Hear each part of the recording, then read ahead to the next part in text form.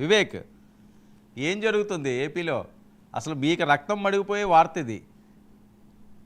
బోరుగడ్డ అనిల్ హ్యాపీగా బయటే ఉన్నాడట. అసలు ఎవరికి తెలియలేదు. ఫిబ్రవరి 14 అసలు ఎక్కడికి వచ్చాడో, ఎవరు తీసుకొచ్చారో, ఆ ఫేక్ సర్టిఫికేట్తో రావడం ఏంటి?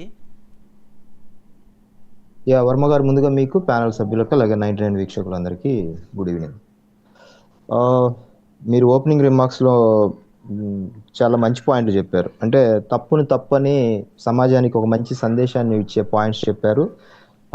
ఒక బాధ్యత కలిగిన జర్నలిస్ట్గా చెప్పారు. చాలా మంచి పాయింట్స్. అంటే సమాజానికి ఇటువంటి వాళ్ళు వీళ్ళను వెధవలని కానీ లేకపోతే ఇంకో కోణంలో మనము ఎంతగా అడ్రస్ చేసినా కూడా ఇలాంటి కుళ్ళును మాత్రం ఖచ్చితంగా సమాజం నుంచి ఏరివేయాలి, తుడిచివేయాలి. అది ప్రతి ఒక్కరి బాధ్యత. మీకు ఇంకా ఎక్కువగా ఉంటుంది కాబట్టి చాలా మంచి విషయాలు చెప్పారు. దానికి thanks for giving such wonderful notes first of all. And next, ఇప్పుడు ఈ వ్యక్తి గురించి మనం చాలా సందర్భాల్లో గత 3 ఏళ్ల పాటు చాలా ఎక్కువగా అగ్రెసివ్గా మనం డిబేట్స్ పెట్టుకున్నాం, మాట్లాడాము. ఈ వ్యక్తి గురించి మనం ఎంత తక్కువ మాట్లాడుకుంటే అంత మంచిదని కూడా అనుకున్నాం.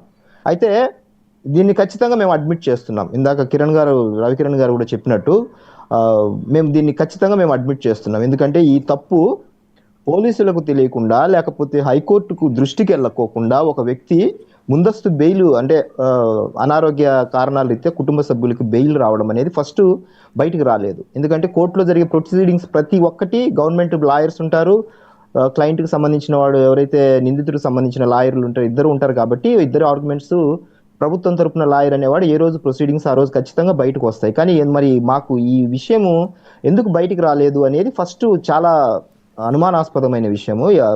ఎవరికి లీక్ చేయకోకుండా ఈ మధ్యంతర బెయిల్తో బయటికి వెళ్ళాడు, మళ్ళీ లోపలికి రావడం, మళ్ళీ రెండోసారి అనారోగ్య కారణాల రీత్యా ఆ సర్టిఫికెట్, వాళ్ళు ఇచ్చిన ప్రైవేట్ డాక్టర్ ఇచ్చిన సర్టిఫికెట్ ఎలాగది మిస్యూజ్ చేశారు, ఫేక్ డాక్యుమెంట్ ఎలా అడ్మిట్ చేశారు, అసలు పోలీసులు ఇందులో పాత్ర ఏంటి, ఒకవేళ నిజంగానే హైకోర్టుకు తప్పుడు ధృవీకరణ ఇచ్చినప్పుడు దీన్ని వెరిఫై చేయకుండా అది జరిగిందా లేకపోతే ఏంటి? చాలా ప్రశ్నలు, చాలా రకాలైన ప్రశ్నలు నిజంగానే మా మధ్యలో కూడా మెదులుతున్నాయి.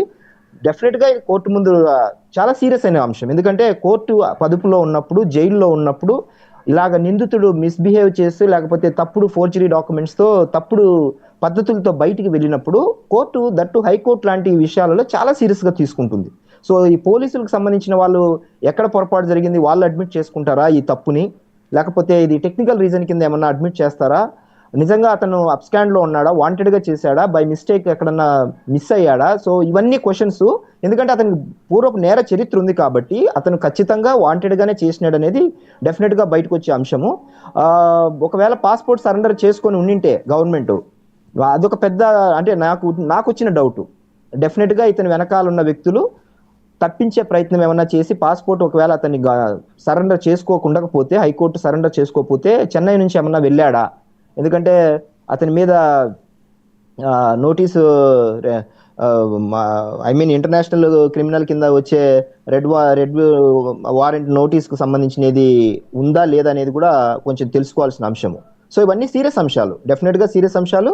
వీటిని ఖచ్చితంగా ప్రభుత్వము అంత ఈజీగా తీసుకోదు. మీరు ఓపెనింగ్ రిమార్క్స్లో చెప్పినట్టు, దట్టు కళ్యాణ్ గారు ఆల్రెడీ హోమ్ మినిస్ట్రీ కింద చాలా అంశాలు మమ్మల్ని క్వశ్చన్ చేస్తారు. ప్రభుత్వానికి సంబంధించినది ప్రజలు ఖచ్చితంగా మేము ఆ నమ్మకాన్ని నిలబెట్టుకోవాలి. ప్రతి దశలో మేము ఆ బాధ్యతతో ఉన్నాము.